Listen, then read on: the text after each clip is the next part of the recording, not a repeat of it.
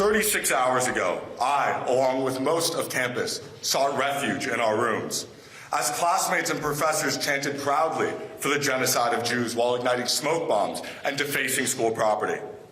The neighboring university's president immediately released a statement, describing this as a brazen display of anti-Semitism.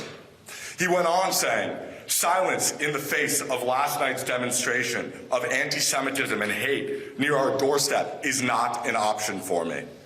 Well, the doorstep of the neighboring university is in fact Penn.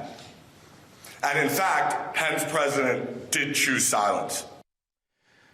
Some powerful testimony there from a student at the University of Pennsylvania. He says his school has been silent against the rise of anti-Semitism on campus. Now him and another student are suing the school, alleging that the university has not sufficiently responded to anti-Semitism on campus.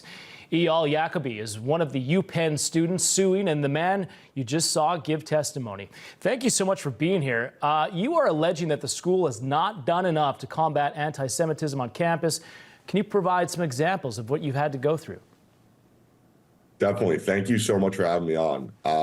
If you keep watching my testimony, I list out some of the most, you can call it egregious acts of anti-Semitism. But basically for the entire semester, the campus has not been an academic environment at all. It's been a place of harassment, intimidation. In the video testimony, I continue to talk about the swastika found on campus, both the Hillel and Chabad houses being vandalized, the Hillel being broken into, bomb threats against the Hillel, Jews are Nazis written adjacent to a Jewish fraternity house, graffiti saying 90% of pigs are gas chambered. I can go on and go on. But it's seriously, this entire semester has not been an academic learning environment at all. It's just been filled with, daily, if not, 5-6 times a week. So, Eyal, what do you want to see changed? What do you think is the solution here? I think the solution, the video testimony between Stefanik and the 3 college presidents obviously went viral.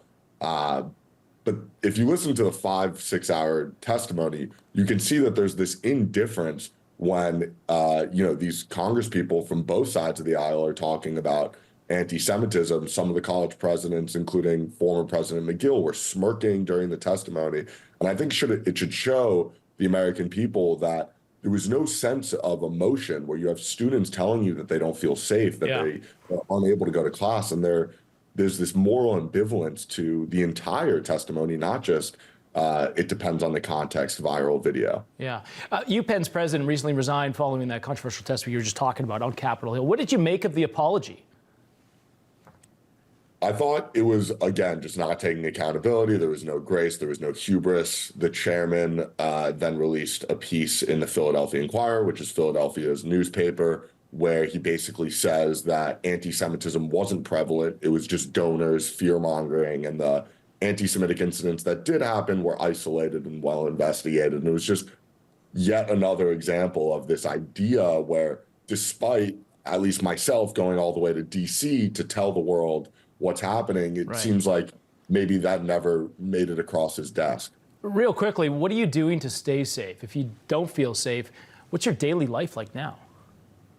Definitely. So currently it's finals. I'm not on campus, but to talk about the semester, I mentioned in that video clip the riot that happened on campus, and people were literally texting each other saying, get indoors. And this is between Jewish and non-Jewish students. This had nothing to do with Judaism particularly, but literally people running into their rooms, locking their doors because a massive mob was igniting smoke bombs, defacing school property. Some people saw them burn tires, defame police vehicles. And this was on a Sunday night, a week before finals. And it just, I think, shows as a boiling point where it's a very clear-cut example of what's been the petri dish is what I describe it as, of this bacteria of anti-Semitism just growing and festering, and someone needs to put a stop to it. It's a very simple. If you violate the rules, if you violate the law, if you intimidate your fellow students, if you make it not to be an academic environment, then maybe you should be sanctioned for breaking the rules. Absolutely. I totally agree with you. Eyal, thank you so much for coming on, and stay safe and keep pushing this and use your voice like you are. Thank you so much for having me. You're welcome.